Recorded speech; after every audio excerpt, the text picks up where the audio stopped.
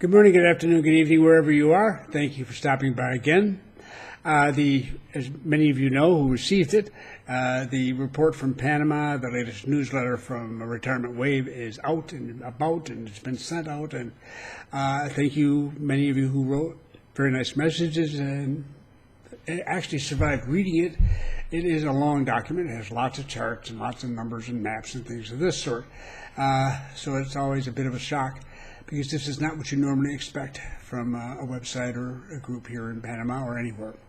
So it's there, and I will put a link to it for those who are not subscribers over at or members over at Retirement Wave, and so you're not automatically on that mailing list.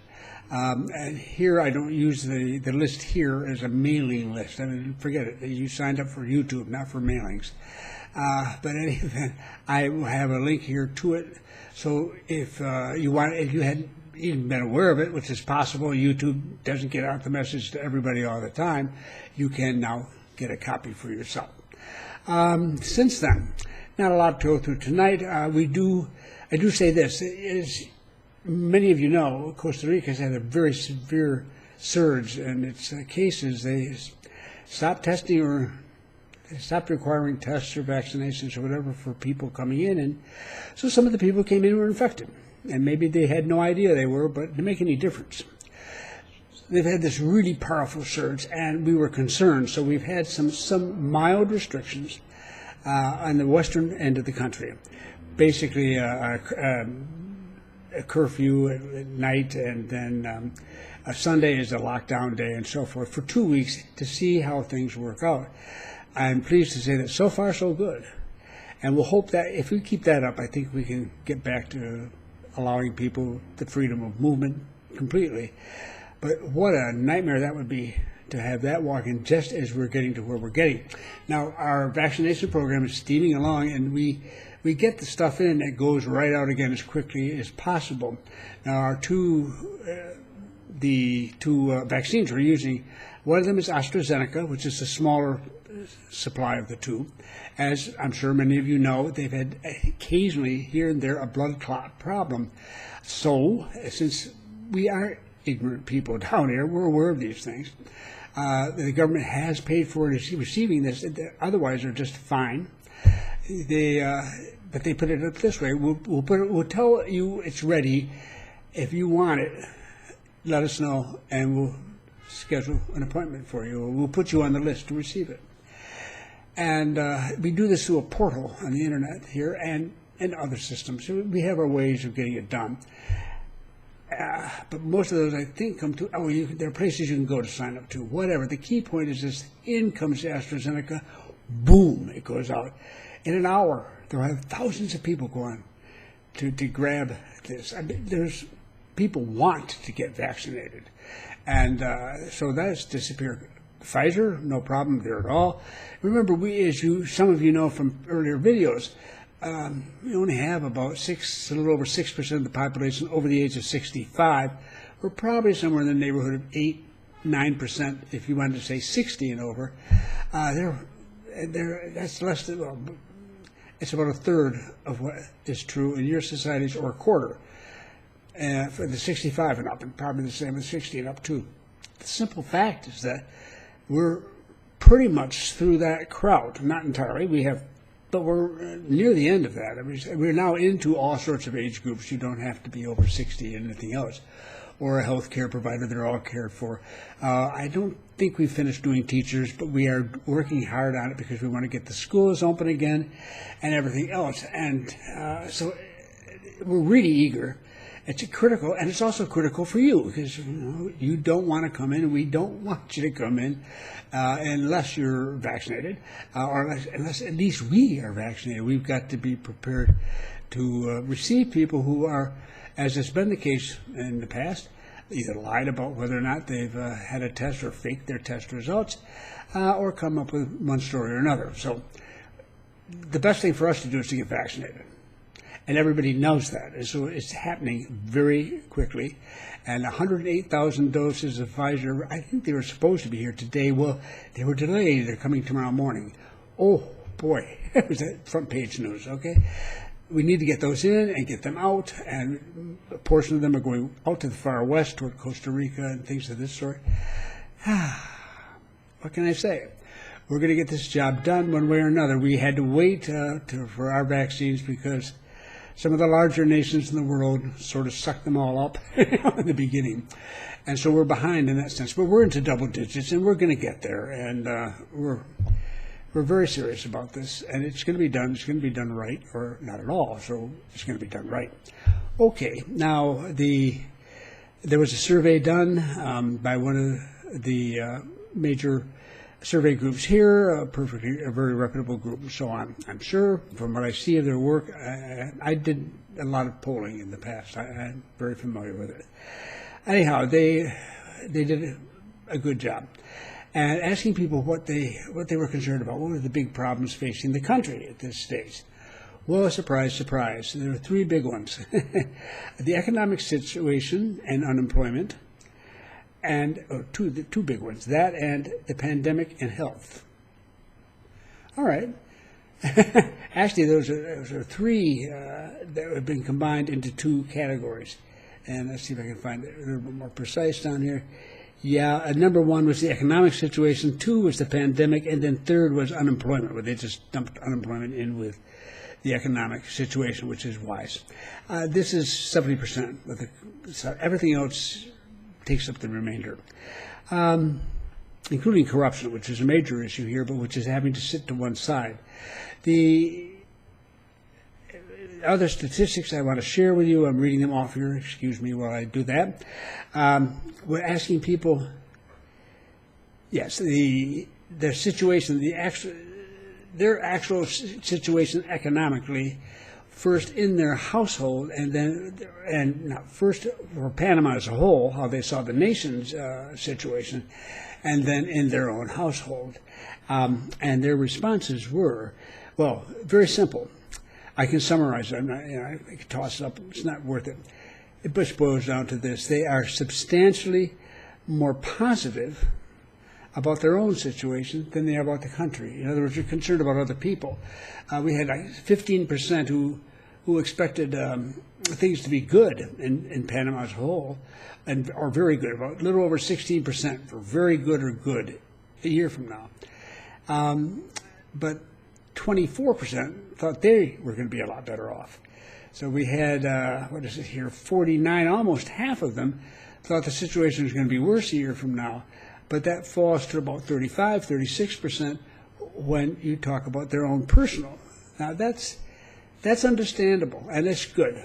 Better that than the other way, all right? This is logical. This is perfectly human. And even if things aren't too bad for you, you are and should be genuinely concerned about other people, and they are. So, all right, fair enough. Nothing surprising at all there. Now, in addition, I'm going to talk more about this in times to come, I guess. Yeah, I will. Because it's critical to understanding the whole thing and how it's unfolding here over the next year. I mean, some stuff is going on that's very human. It's human behavior. It's not some, conspiracy or any great movement or something of this sort. There's no leader, et cetera, and so on. But there's a very strong changing in attitude toward Panama by international groups, business and banking and governments and what have you, but particularly anybody involved with economic growth over just the last few months. And I've seen this before, so this is not the first time. I go back over 50 years. I've seen a lot of different things, and this is one thing that occasionally happens. And what it means is that we're a small country, and big countries are followed like all the time because they're big countries, and they may have they're big producers of something important. And then say Venezuela, which has got the world's largest reserves of petroleum. That gains them, and cartel activity and a variety of other things going on. Of course, they're followed very carefully for fear of what might come next in a country that's becoming steadily more and more dysfunctional. That's possible. They seem to be able to do it more each year. Whatever, very sad situation. But Nicaragua, Well, we know the situation, we refer to it sometimes as a little Venezuela because there's so much wrong there too. It's not quite as bad as it is in Venezuela, but it is bad, very bad. And but nobody cares. And that, I'm being very blunt now, having worked in this business for decades, is that the little countries that don't really supply us with anything, they don't matter. If they cause a problem for us, remember Vietnam? Okay, then suddenly they're very important countries. Or if they're very valuable to us for some particular reason, as is the case in the Middle East generally in terms of needing petroleum and stuff like that, then they're of great interest too, and so on. It just happens to have nothing to do with whether you're nice people or not, or whether you're deserving, or whether life is unfair to you. It is all about them. Now, Panama is unusual because we are responsible for 5-6% of the total sea freight being sent around the world every day. I mean, that's a link, a major link. It's a huge system. So you say 5-6% isn't that big. Yes, it is. A gigantic system, and it doesn't cover only a tiny amount of the stuff going from Asia to Europe. It's basically Asia to the eastern coast of the Americas, and some onto Europe, but predominantly Canada, the United States, Brazil to a growing extent, and then others to a lesser extent. This is makes us important. Now, that was number one. Because they don't follow us that carefully. We're too small. I mean, we don't have riots. We don't, we aren't burning the city down. We aren't killing each other, and the police aren't shooting demonstrators in the street. I mean, we're boring, right?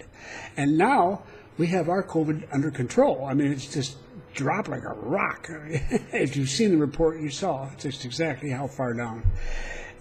Practically nothing. I mean, we have very few deaths, and some days none at all. So this is a big change. So we've got this, and so people have, but that's about it. It's okay news. It's nice, and they're happy for us. So in the early part of this year, they were talking about economic. These are the big outfits, the big institutions, World Bank, International Monetary Fund, and so on. But also the major groups, banking institutions, private banks, and all this sort of stuff. They were talking about a 4 to 5% increase in our GDP for this year, our gross domestic product.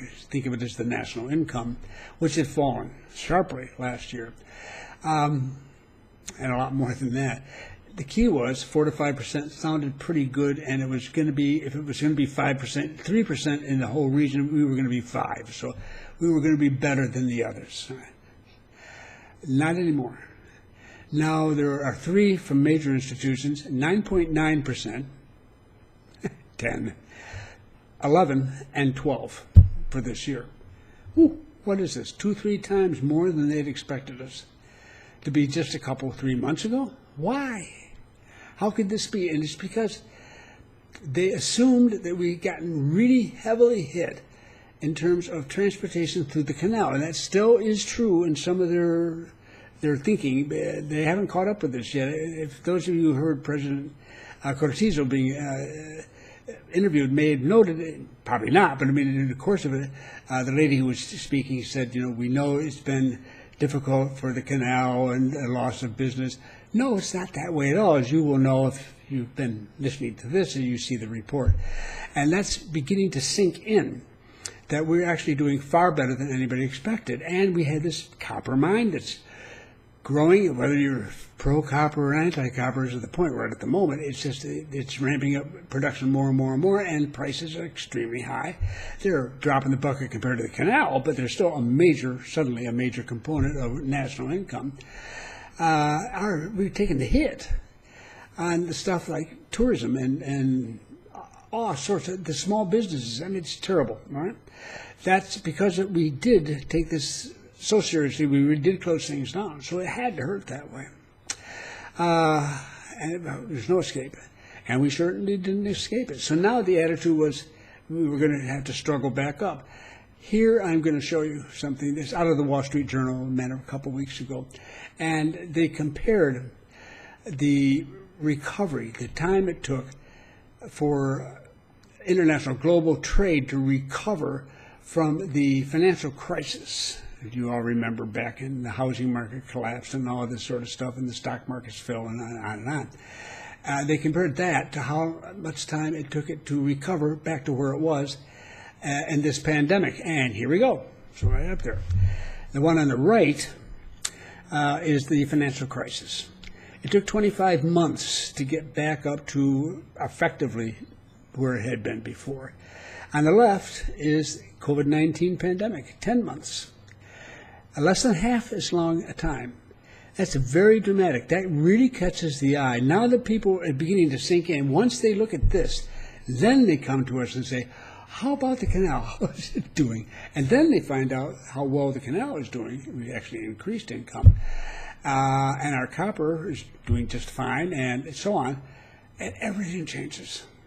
That's part of the problem. So as a result of that, we're getting terrific support. This is a big, big, big plus for us. And I can assure you of that. It changes things. It really changes things. I'll leave it at that. I won't go into detail, but it's wonderful for us from our perspective. Now, what's also coming with all this excitement, all this positive publicity, and all these institutions are giving us positive publicity for what we have accomplished or what has actually occurred. But despite all that, they also are very stern and very strong to us in what it is we need to do. And that's, I think, the International Monetary Fund, for an example, just recently, just reading the report on what they recommended that Panama do in its recovery. And they went through everything, an incredibly detailed list of things that they recommended. Now, no nation on planet Earth has ever implemented all of these things, and they know that. But they did the right thing. They told us, bam, bam, bam, bam, bam. And one of the big things is, watch this corruption, baby. We ain't taking that. We don't want that. And get your court system straightened out on a couple things here. They didn't say it in those words, but they got their message and a lot of other stuff that needed to be said. And they've said it, so they're saying and they are backing us up. They're giving us a $2.7 billion credit line for 2 years, just in case we don't have enough money, and we've got a huge pile of it, to deal with our current plans. We have like an $8 billion recovery reactivation plan. I mean, that's just out of sight in countries 3-4 times our size to have that money. We've got a lot going already, but in case we need an extra $2.7 billion, we can have it without any trouble. In return for which, we are going to be listening to what they want us to see us make progress in these other areas. And I don't think most Panamanians are going to disagree with it. They understand more than you might think. So if this is what does it, that's fine. But that's likewise across the board. And the rating agencies, we still have investment level status, even though we have borrowed a lot of money to prepare for this 2-year period. We were one of the first groups to do that. President Cortizo did that almost immediately. And the result got very low rates. And that's good. But the point is we now have that also to contend with. And although our total debt is still way lower than it is, say, per capita in the U.S. or someplace like that, or most of Europe, it doesn't make any difference. We have all of this going.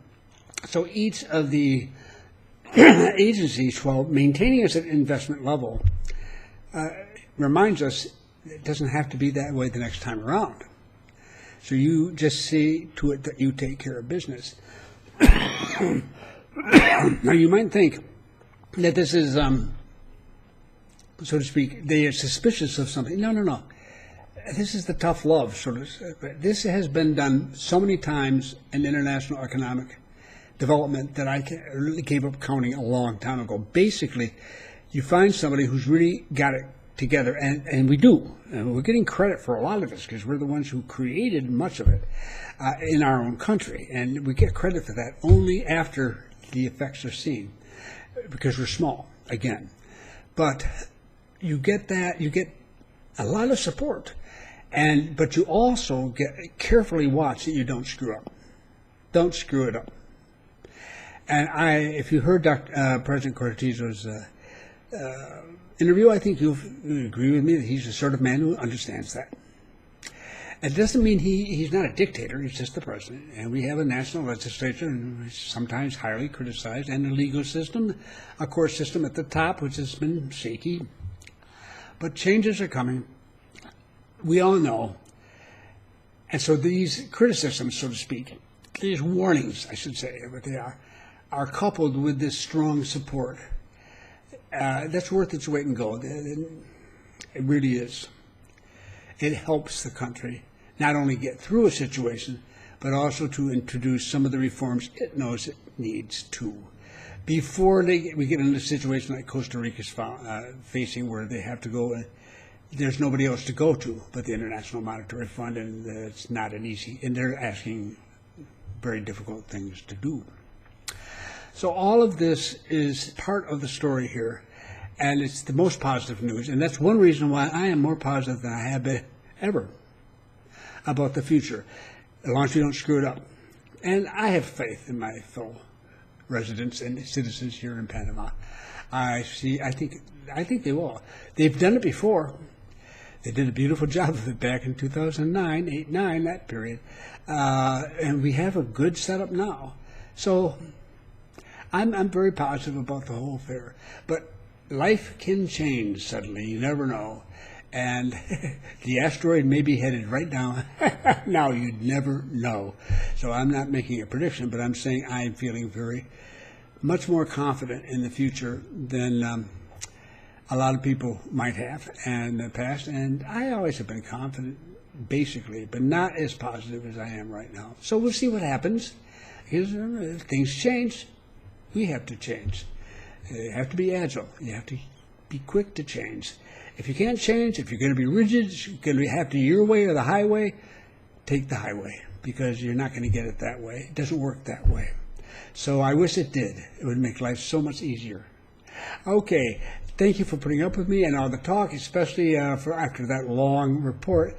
And again, I'll put the link to that down there. I think I'll put a link down to the International Monetary Fund's statement regarding Panama when it was delivering the news of the $2.7 billion credit line.